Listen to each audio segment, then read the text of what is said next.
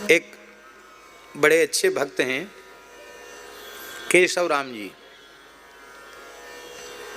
कलकत्ता के। सेठ जी, भाई जी, इन सब का खूब संग उन्होंने किया है, अब तो खूब बुजुर्ग हैं। उन्होंने एक बात हमको बताई। उन्होंने कहा कि होशियारपुर में एक परिवार में भृगु संहिता है, तो श्री पंडित अमृतानंद भृगु शास्त्री उस समय होशियारपुर पंजाब में थे। बोले उनके पास गए, उनके पास जाकर कुछ ज्योतिष संबंधी प्रश्न लेकर के गए थे। तो वहाँ गए तो एक बात पूछी उनसे। उन्होंने कहा कोई प्रश्न पूछो, ज्योतिष वाले पंडित जी ने। तो उन्होंने कहा कि श्रद्धेय स्वामी राम सुखदास जी के पूर्व जन्म के बारे में उन्होंने पूछा उनसे।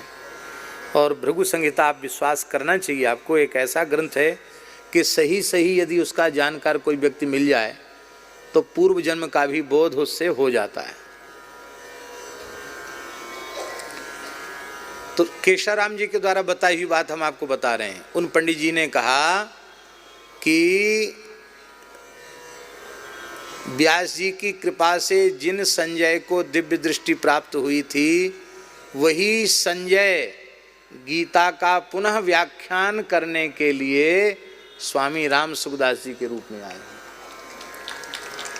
ऐसा भृगु संहिता वाले पंडित जी ने कहा। ये बात हमको केशव राम जी ने बताई। तो हमको सुनकर कोई अविश्वास भी नहीं हुआ और आश्चर्य भी नहीं हुआ कि संभव है, क्यों न संभव है। क्योंकि जैसा गंभीर चिंतन और जैसी सूक्ष्म दृष्टि श्रद्धेय स्वामी जी को गीता जी के संबंध में प्राप्त थी, वो निश्चित बिना इस प्रकार की दिव्य विभूति, इस प्रकार की दिव्यता उनमें थी, तभी